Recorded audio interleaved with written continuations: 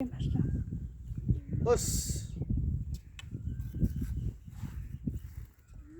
Friends, இது கராத்தேவுக்கான online கராத்தேவுக்கான YouTube channel.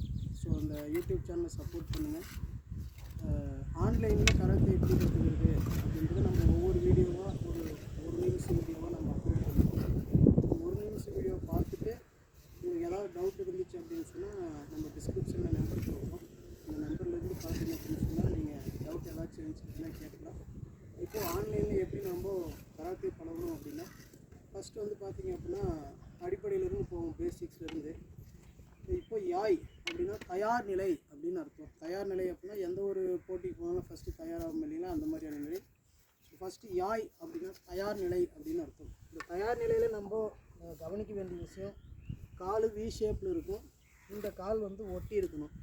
ரெண்டாவது வந்து பார்த்திங்க அப்படின்னா பாடி ரொம்ப நேராக இருக்கணும். மேலேருந்து கால் எல்லாமே நேராக இருக்கும். ப்ளஸ் என்ன செஞ்சுருக்கணும் அப்படின்னா, இந்த இடது கை மேலேயுமோ இந்த வலது கை கீழேயுமோ வரணும். நம்மளுடைய கிரெயினுக்கு நேராக இந்த எக்ஸ் டைப்பில் வச்சுருக்கணும். முட்டி எதுவும் மடங்கி இருக்கக்கூடாது, இந்த பக்கமும் முட்டி மடங்கி இருக்கக்கூடாது. இடையில வந்து கேப் நம்மளுக்கு தெரியக்கூடாதுங்க.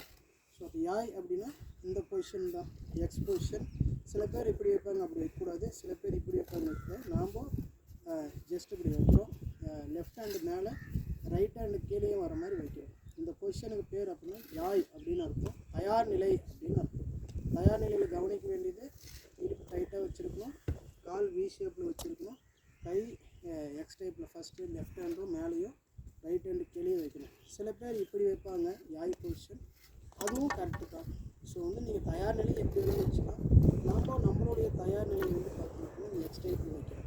இப்போ ரே அப்படின்னா வணங்குதல் அப்படின்னு அர்த்தம். மரியாதை கொடுக்குறோம். எதுக்கு? சபைக்கு மரியாதை கொடுக்கலாம், கலைக்கு மரியாதை கொடுக்கலாம், கலையை கற்றுக் கொடுத்த மாஸ்டர்ஸுக்கு நம்ம மரியாதை கொடுக்கலாம். ஸோ எல்லாத்துக்கும் பொதுவாக சேர்ந்து ரே அப்படி சொல்லுவோம். ரே அப்படி சொல்லும்போது நம்ம கையை பக்கவாட்டில் வச்சு, எதுவும் கேப் எதுவும் வரக்கூடாது. கையை பக்கவாட்டில் வச்சு குனிஞ்சு இந்த கால் பெருவிரலோட 2 நகத்தையும் பார்க்கணும். அதுக்கு எவ்வளோ பெண்ட் பண்ண முடியுமோ அவ்வளோ பெண்ட் பண்ண முடிஞ்சால் போதும். பெண்ட் பண்ணிவிட்டு ஓஸ் அப்படின்னு சொல்லணும். ஓஸ் அப்படின்னா என்ன அர்த்தம் அப்படின்னா வணக்கம் அப்படின்னு அர்த்தம். அது வந்து நீங்கள் சபை வணக்கமாகவும் எடுத்துக்கலாம், மாஸ்டர் கொடுக்கக்கூடிய வணக்கமாகவும் எடுத்துக்கலாம், இல்லை கலை கொடுக்கக்கூடிய வணக்கமாகவும் எடுத்துக்கலாம். ரே அப்படின்னா பாருங்கள், கை தயார் நிலை யாயில் இருக்குது, பக்கவாட்டில் வைக்கிறோம், ஓஸ் அப்படி பண்ணிடுறோம். இப்போ கமாத்தி அப்படின்னா என்ன செஞ்சுருக்கணும் அப்படின்னா சாதாரண நிலைக்கு நாம் திரும்பவும் வரோம் அப்படின்னு அர்த்தம். நான் சாதாரணமாக நிற்கக்கூடிய நிலை. இந்த கை பாருங்கள் எக்ஸ் டைப்பில் வச்சு. சில பேர் இங்கேருந்து கொண்டுட்டு வருவாங்க, சில பேர் என்ன பண்ணுவாங்க அப்படின்னா இப்படியே கொண்டுட்டு வருவாங்க. பட் எப்படி இருந்தாலும் நம்மளுக்கு அதனுடைய பொசிஷன் எப்படி வரணும் அப்படின்னா, இந்த கால் வந்து ஸ்ட்ரைட்டாக வர மாதிரிங்க.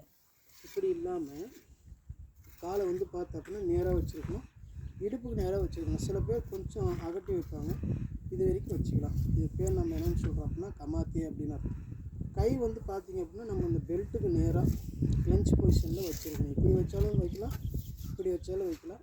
நாம் வந்து பார்த்திங்க அப்படின்னு சொன்னால் இப்படி இருக்கிறது மோஸ்ட் பண்ணுறோம். கமாத்தி பொசிஷனில் இப்படி வந்தோம், பெல்ட்டுக்கு நேராக. இந்த உள்ளங்கை வந்து பார்த்திங்க